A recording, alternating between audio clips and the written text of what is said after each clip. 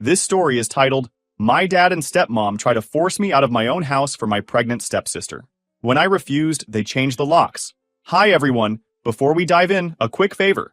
If you enjoy content like this, please hit the subscribe button. It's free, supports the channel, and make sure you never miss out on amazing videos. Alright, let's get started. Hey guys, I've been holding on to this for a while, and honestly, I still can't believe it all went down the way it did. Let me break it down for you. I'm a 28 male, single, living in the house my mom left me when she passed 5 years ago. It's a modest 3-bedroom in a quiet neighborhood. Not flashy, but it's comfortable. And most importantly, it's from my mom. She worked her whole life for this place. And when she was gone, she made sure I knew it was meant to give me stability. This house isn't just a roof over my head. It's her legacy. My mom was the only consistent parent I had growing up. She wasn't perfect, but she was always there when I needed her. My dad, on the other hand, checked out after the divorce. He remarried pretty quickly, and let's just say his priorities shifted. His new wife was always the center of his world, and her daughter, let's call her Savannah, was treated like royalty. Savannah's 25 now and pregnant. I don't have a problem with her being pregnant. That's not the issue. The problem is she's one of those people who just assumes the world owes her something. Her mom and my dad have been feeding that ego of hers since we were young. If Savannah wants something, she gets it. Doesn't matter if it's a new car, expensive vacations, or random crap she decides she wants. They bend over backward to keep her happy. Total, I want it, I got it attitude. I've kept my distance from all of that. I see my dad here and there, but I've made it clear that I like my space. The house is my sanctuary. It's where I can just live my life without anyone interfering. I've got a decent job, some good friends, and a pretty straightforward routine. I'm not rolling in cash, but I'm stable. That's more than a lot of people can say these days. For now, it's just me in the house. And honestly, I like it that way. No roommates, no drama, just peace and quiet. Exactly what I needed after my mom passed away. Now, back to Savannah. A few months ago, her boyfriend, some guy named Tyler, left her. Honestly, I could see it coming from a mile away. He always seemed like the type to bail when things got real. Savannah didn't seem too broken up about it, though. From what I heard, she went straight back to her mom and my dad, where she was immediately babied and spoiled all over again. They cooked for her, bought her maternity stuff, and basically treated her like she was made of glass. I didn't think much of it at first. That's their business, not mine. But then, out of nowhere, my dad calls me up and says he wants to talk. This isn't something he does often, so I figured it must be important. I head over to their place, and as soon as I walk in, I can tell something's up. My dad and his wife are sitting at the kitchen table, and Savannah's there too, rubbing her belly trying to remind everyone she's pregnant. They started off with some meaningless small talk, the kind where you know they're stalling. My dad asked how work was going, and his wife nodded along like she cared. But it didn't take long before they cut to the chase. My dad started saying Savannah needed a stable place to live because their house was too cramped with the baby coming. Before I could even respond, his wife jumped in, her tone sharp but coated in fake concern. Well, she said, since you're living alone in that big house and you're not married or anything, it just makes sense for Savannah to move in. She needs space for the baby, and you're not exactly tied down to anything serious. You could easily find something smaller and more practical for yourself. It wasn't a suggestion. It was a declaration, like they'd already decided this was the plan, and I just needed to fall in line. My dad chimed in, saying they'd even looked into some apartments for me, as if doing the research made their demand more reasonable. I couldn't believe it. They were clearly throwing hints, screaming that my life didn't matter. Like my house. My house was just a spare room they could shuffle people into when it suited them. The entitlement was overwhelming, as if being unmarried or childless meant I wasn't really using my life or my home the right way. At first, I thought I must have misheard them. I mean, who says something like that? But no, they were damn serious. Apparently, they'd been planning this for a while, just waiting for the right time to bring it up. I told them straightforward, no, obviously. This house isn't just a piece of property to me. It's my home, and it's one of the last connections I have to my mom. The idea of giving it up, especially for someone like Savannah, was just absurd. I tried to explain that, but they weren't hearing it. They kept going on about how family helps family, and how I don't really need all that space since I don't have a family of my own. It was like talking to a wall. No matter what I said, they just kept pushing. Savannah barely said anything during the conversation, but the smug look on her face said it all. She was confident they'd wear me down and get what they wanted. That's how it's always been with her. She's used to people caving in and giving her exactly what she wants. At one point, I turned to her and asked, Savannah, do you really want to sit in my apartment? I mean, seriously? This is my home, my space. Why don't you take one of those apartments you guys so helpfully looked up? You've already done the legwork. Why is it suddenly ridiculous for you to use those options but okay to take mine? She just blinked at me, like the concept of her being the one to compromise was completely foreign. Her mom jumped in with her sugar-coated voice saying, "Oh, honey, you don't understand. Savannah needs stability. An apartment won't provide the same comfort and space for her and the baby." I laughed bitterly. So my stability doesn't matter? My comfort doesn't count? You guys are unbelievable. You walk in here, demanding I uproot my entire life for Savannah's sake, and you expect me to just roll over and say yes? Savannah didn't flinch, just sat there with her arms crossed, that smug look plastered on her face like she'd already won. She wasn't even trying to engage, leaving her mom and my dad to do all the dirty work for her. It was obvious she didn't think she needed to explain herself. In her mind, it wasn't a request. It was an inevitable outcome. Her mom jumped in, her voice sharp and condescending. "It's not about your comfort. This is about what's best for the family. Savannah is bringing a new life into this world. Don't you think that's a little more important than your need for space? You're a grown man. You don't need a big house all to yourself. It's selfish to hold on to something that could give her and the baby a better start in life." I stared at her, stunned by the sheer audacity. Selfish? Are you serious right now?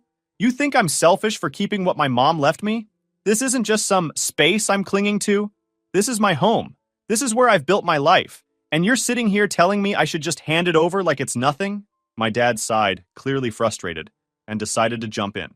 "We're not asking you to give it up forever," he said, as if that somehow made it better. "Just think of it as helping Savannah get back on her feet. Once she's stable, maybe she can move out, and you can figure out something else for yourself. We're just trying to do what's best for everyone." "For everyone?" I snapped. "No, you're trying to do what's best for her. Let's not pretend this is about the family or doing what's right. This is about you bending over backward for Savannah, like you always do, and expecting me to clean up the mess. Guess what? I'm not playing along." Savannah's mom narrowed her eyes. "It's called being part of a family. Sometimes you have to make sacrifices for the greater good. If your mother were here, she'd—" "Don't," I interrupted, my voice cold. "Don't you dare bring my mom into this. She left this house to me because she trusted me to take care of it. She knew exactly how you'd behave, and that's why none of you are even mentioned in her will. So don't sit here and tell me what she would have wanted, because you have no idea." They didn't say anything to that. My dad looked uncomfortable and went to do something else. Savannah just sat there, arms crossed, with that same smug expression. It was clear she thought I'd give in eventually. She didn't even try to argue or defend herself. Just let her mom and my dad do all the talking, like she was above having to justify this ridiculous demand. To her, it wasn't a negotiation. It was just a matter of when, not if, they'd get their way. But this time, they were messing with the wrong person. This house isn't up for negotiation. My mom trusted me with it, and I'm not about to let them guilt me into giving it up. Still, I could tell this wasn't the end of it. They left the conversation open-ended, like they were expecting me to change my mind, but I didn't. Although I thought maybe they'd cool off and realize how ridiculous the whole thing was after I explicitly said no in their faces. But it was just the beginning. My dad and his wife seemed to think persistence was the key. Like if they kept bringing it up, I'd eventually cave. It started with small, passive-aggressive comments. My dad would call and casually ask if I'd thought more about helping out. His wife texted me articles about the importance of supporting single mothers, as if I'd suddenly feel enlightened and offer up my home. Savannah stayed quiet for the most part, but I could tell she was confident her mom and my dad would handle everything for her. Then they upped the ante. They started showing up unannounced. It wasn't like they were coming over to visit, though. Every time they came, they'd find some excuse to bring the conversation back to Savannah and her needs. One time, my dad showed up with a box of baby clothes for storage. He walked in like it was the most normal thing in the world and asked where he could put it. I told him he could take it back to his house. He gave me this look like I'd just insulted him. "It's just temporary," he said. "You're not even using the guest room." I told him the guest room wasn't for storage. It was for guests. He grumbled but eventually took the box back to his car. That set the tone for every interaction after that. They'd bring up some solution that involved me giving up my space, and I'd shut it down. The thing is, I could tell they didn't see me as the actual owner of the house. To them, it was just a convenient resource they could use however they wanted. My mom left it to me, but they acted like it was still up for grabs, like I'd just been holding it for Savannah until she needed it. What really pissed me off was how they framed everything as if I was the selfish one. They made it sound like I was just sitting on this treasure trove of space and refusing to share it out of spite. It wasn't enough that I said no. I had to justify my decision over and over again to people who didn't want to hear it. Things escalated when Savannah decided to insert herself into the situation more aggressively. One afternoon, she rolled up to my house, popped her trunk, and casually asked me to help her unload a stroller. I stared at her like she'd lost her mind, and asked why she was bringing a stroller to my house. Well, where else am I supposed to put it? I don't have the room right now. She said I was trying to process the sheer audacity of her statement. Not my problem, I replied, already feeling the frustration building. That, of course, triggered her. She launched into this self-centered rant about how I was making things so much harder for everyone, as if I'd personally created her problems. Family is supposed to stick together, she said, as though that somehow justified dumping her issues on me. She continued, "You don't understand how stressful it is to be in my position. You've got no idea what it's like to have a baby on the way," she added, with this tone that suggested I was some clueless idiot who couldn't possibly comprehend real life. She was right about one thing. I don't know what it's like to be pregnant, but what I do know is what it's like to have responsibilities. And unlike her, I've been handling mine without expecting anyone to swoop in and fix everything for me. More importantly, I don't demand sitting in other people's houses just because I don't have enough space. So I told her, point blank, your problems aren't mine to solve, and I'm not about to turn my life upside down just because you refuse to figure out yours. That did not go over well. Her face twisted into this look of pure hatred, like I just told her the world didn't revolve around her, which, let's be real, I basically did. She stormed off in a huff, but not before throwing one last gem over her shoulder. You're going to regret this someday. The irony of her whole tantrum wasn't lost on me. She'd spent her entire life being coddled and catered to, and now, for the first time, someone wasn't bending to her will. Instead of realizing how absurd her demands were, she acted like I was the one being unreasonable. Bringing a stroller to my house, assuming she'd just park herself and her baby here, was the most ridiculous thing I'd ever seen. It was like she genuinely believed my house was already hers, and I was just an obstacle to be removed. It didn't stop there. They just kept pushing my limits. The other day, my dad came over with a realtor. He didn't even tell me he was coming. I was sitting in my living room when I heard the knock on the door. I opened it to find him standing there with a woman holding a clipboard. "I thought we could look at some options for you," he said. I didn't even let them inside. I told them to leave and slammed the door. That was the last straw for me. It was clear they weren't going to stop until I did something drastic. At that point, I knew I couldn't trust them anymore. It wasn't just about the house, it was about the principle. They thought they could bully me into submission because that's how things had always worked with Savannah. But I'm not Savannah, and I don't roll over for anyone. That night, I called a security company and arranged for cameras to be installed around my property. It wasn't a huge move, but it was a step toward protecting what was mine. I wanted to be prepared for whatever ridiculous stunt they might try next. I truly didn't feel safe anymore, dreading the house could be taken from me, or they might come up with any nonsense idea to get me kicked out of the house legally. I knew damn sure that they weren't going to stop until they hit a wall they couldn't climb over. So, I made it my mission to be that wall. I wasn't going to play their games anymore, and I wasn't going to entertain any more conversations about how I should just hand over my house. And just like I expected, they came up with a new, even more creative idea.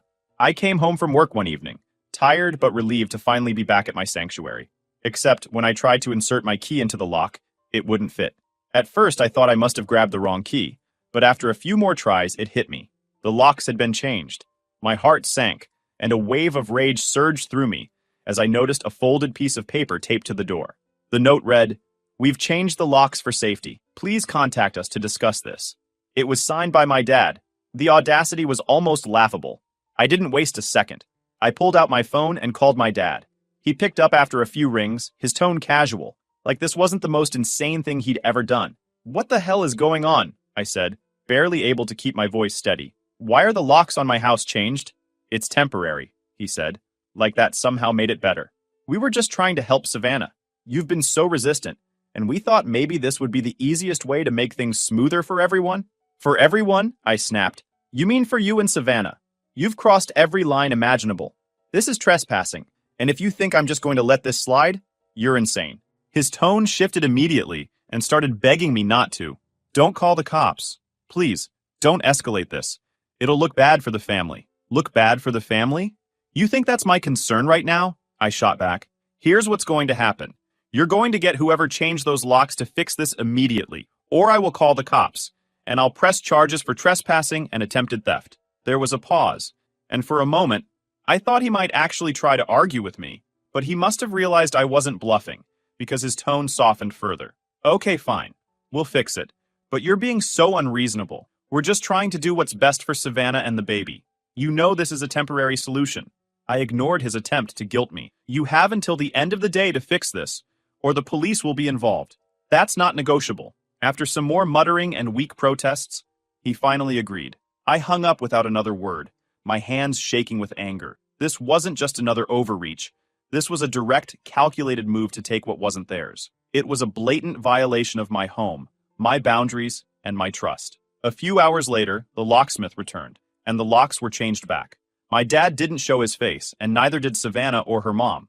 I stood by the door the entire time, watching every move, ensuring nothing was left undone. Once everything was back to normal, I sat down in my living room, staring at the walls of the house that had become my battlefield. This wasn't just another attempt to guilt me or push my limits. This was a declaration of war. I knew then that things weren't going to de-escalate on their own. If they were willing to go this far, there was no telling what they'd try next. But if they thought I was just going to roll over and let them have their way, they were in for a rude awakening. That night, I stayed up late going through paperwork and making calls. I wanted to make sure there was no way they could pull something like that again. But what really got to me was how they acted like this was normal. They genuinely thought they were entitled to my house. It didn't matter that my mom had left it to me, or that I'd been living there for years. To them, it was just a house, something they could take if they wanted it badly enough. I started moving towards taking legal actions. When I sat down with my lawyer and told him about everything, how my dad and stepmom had been pressuring me nonstop, how they'd gone as far as changing the locks on my house, he listened carefully, asking pointed questions about the house, my mom's will, and any unusual behavior from my dad in recent months. At first, I thought he was just being thorough, but then he leaned back in his chair and said, "I need to tell you something. Your dad has already inquired about contesting your mom's will." I was confused. "What do you mean? Contesting it? When?" "Months ago," he explained.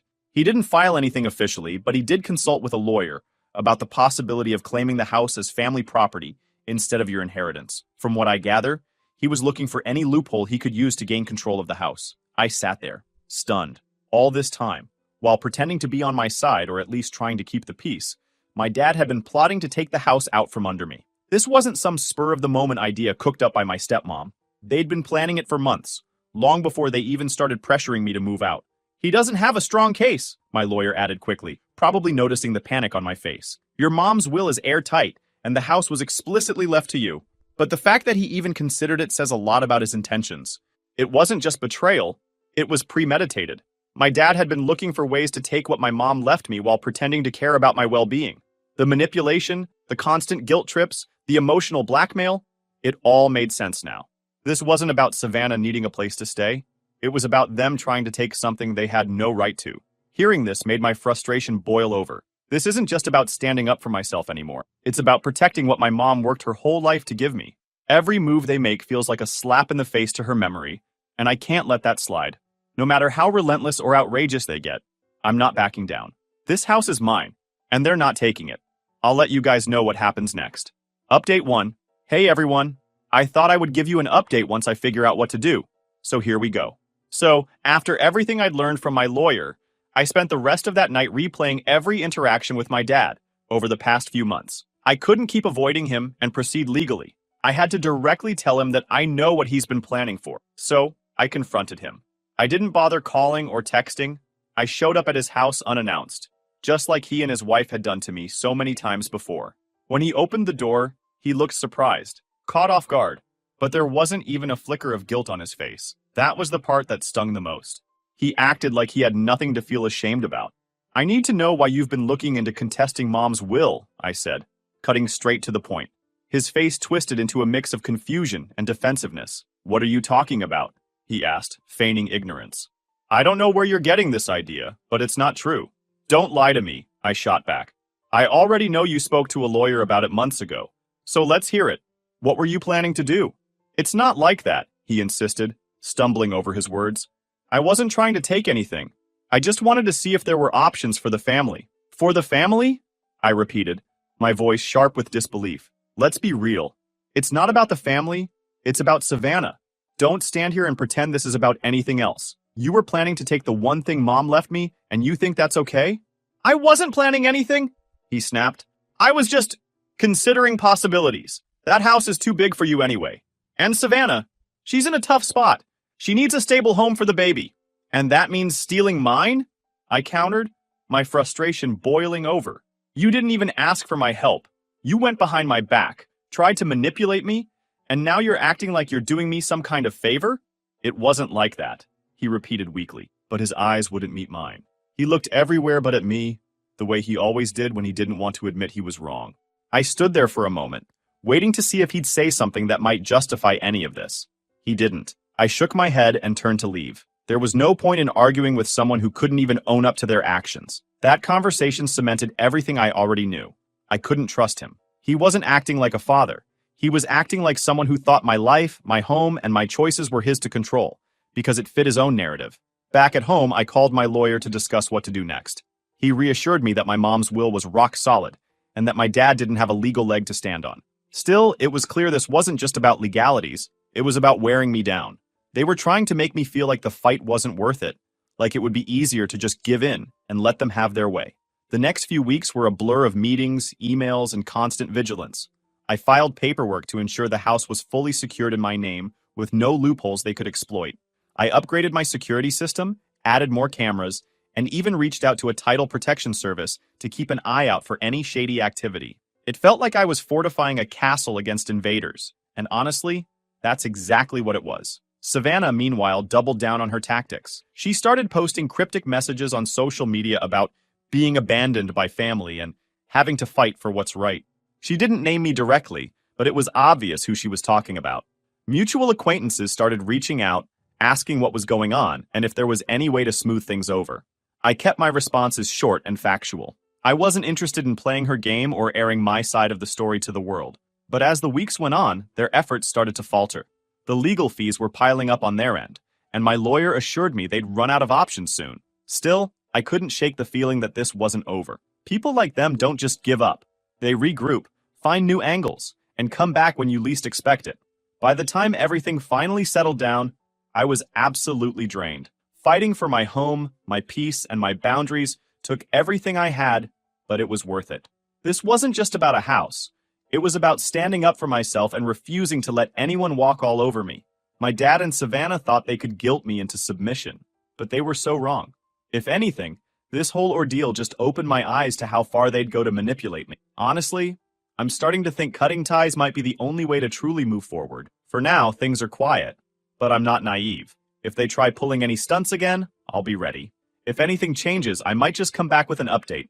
Thanks for sticking around and hearing me out.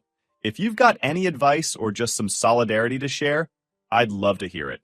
Final update. Hey guys, I wanted to give you an update on everything that's happened since the last time I shared. It's been a wild ride, but I finally feel like I'm coming out on the other side of all this madness.